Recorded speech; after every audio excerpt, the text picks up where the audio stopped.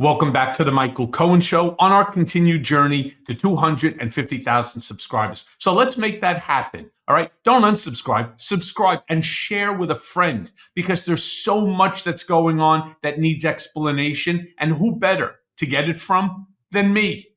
So I want to talk to you about on Political Beatdown the other day with my co-host, Ben Meiselas. We were discussing a real serious topic, campaign finance, and how we should focus more on policy than on raising money. Because every single one of you know, whether you're Republican, Democrat, Independent, anytime you put your name out there or your email or your cell number, every single second of the day, you're receiving another email asking for money. That's not the way that these presidential campaigns or any campaign should run.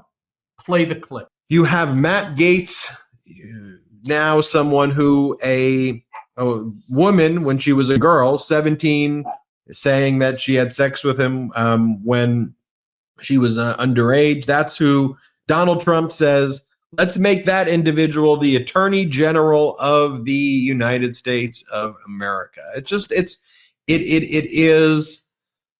If you were Vladimir Putin watching what's playing out, if you were an adversary watching what's playing out, you wouldn't need war.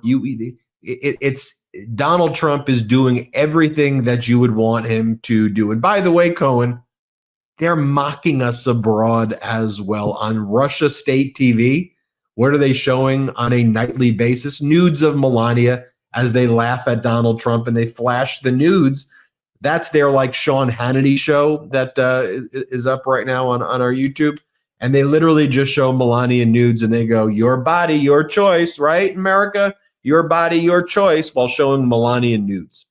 But I digress. Cohen. Yes, you do digress. Look, I'm going to say this again. America had an option. And for whatever the reason might be, some people now are blaming it on Joe Biden, making the claim that he should have gotten out early on, that he knew that he was too old, but the arrogance of the Democratic Party kept him in and so on, and nobody wanted to have a proper race in order to see who was going to be the nominee because they had raised so much money. It's always about the money, all right?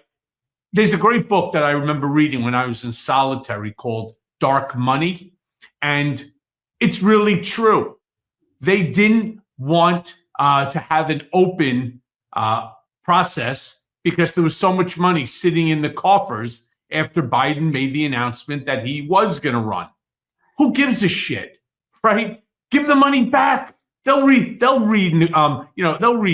it. I mean, they'll redonate it.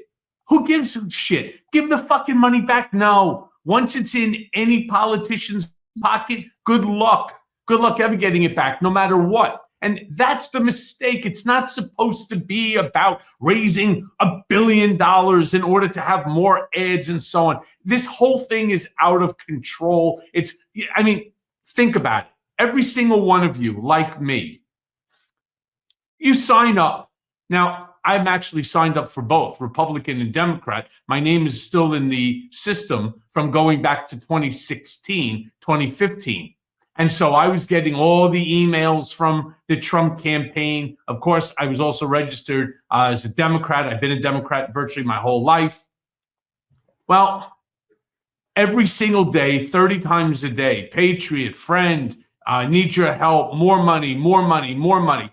I got more requests for money than I got policy identifiers. Shouldn't they be pushing the policies? Shouldn't they be promoting the factual accuracies and debunking the innuendo more than they're asking you for money? I mean, I don't know. We've lost our way in terms of these elections with the, it's become big business. The guy that was running, for example, the Trump campaign, he made like $30 million, which pissed Trump off terribly. So he fired his ass. I don't even know how much the folks in the Biden campaign or the Kamala campaign ended up making. You bring in over $1 billion, you're going to make $60-70 million as the guy who's fundraising. That's a sick amount of money. Yeah, I know it only comes about once every 4 years, but you're talking somewhere around $17.5 million a year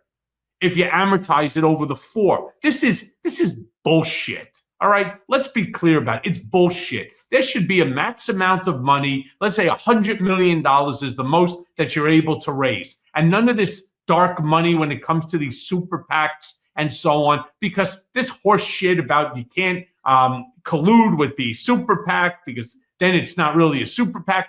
Nobody knows. Nobody cares. Nobody gives a shit. They're all doing it, and it's all nonsense. And you know what? I'm sick and tired of the whole goddamn thing.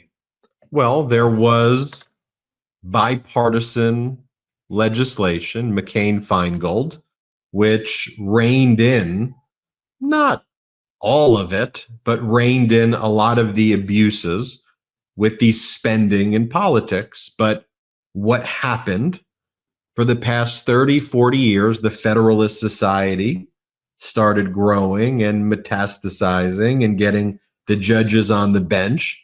Then they were bringing up these cases to challenge campaign finance reform on First Amendment grounds, saying that corporations are actually human beings, and human beings who are citizens have a First Amendment right. You have a First Amendment right in the United States. So corporations have a First Amendment right to spend limitless funds. The case was called Citizen United, decided about 15 years or so ago, where the Supreme Court then set the precedent for now to basically dismantle a harmonious system.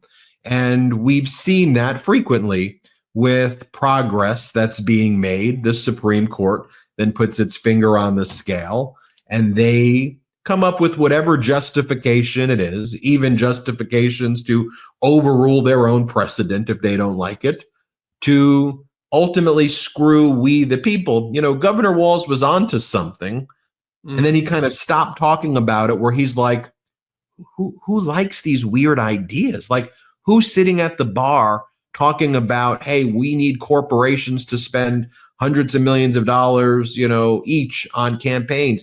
Who's talking about taking away women's rights? Who's talking away? They are. By the way, I want people to know I actually happen to know Jane Mayer personally. So yes, she's the one who sent me the book while I was in prison. So yes, I do know, and it's a great book. I do also want to say this is the part where I become offended, Ben. Like really, truly offended at all this dark money and all of the money that gets raised for these campaigns. I'm still getting emails and text messages asking for more money because the campaign, and I'm talking about the Harris campaign, ran out of money. Well, how the hell is that possible?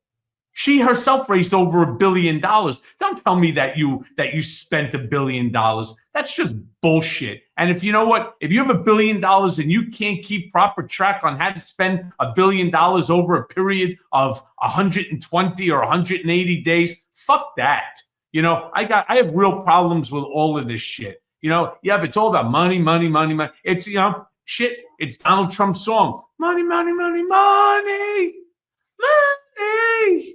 You know, let's go right back to The Apprentice. Hey, everyone. First of all, thanks for watching. I mean, we're going to be posting daily episodes with reactions and talking about politics. We'll be talking about everything, in fact. So please like and subscribe. Join us on this journey.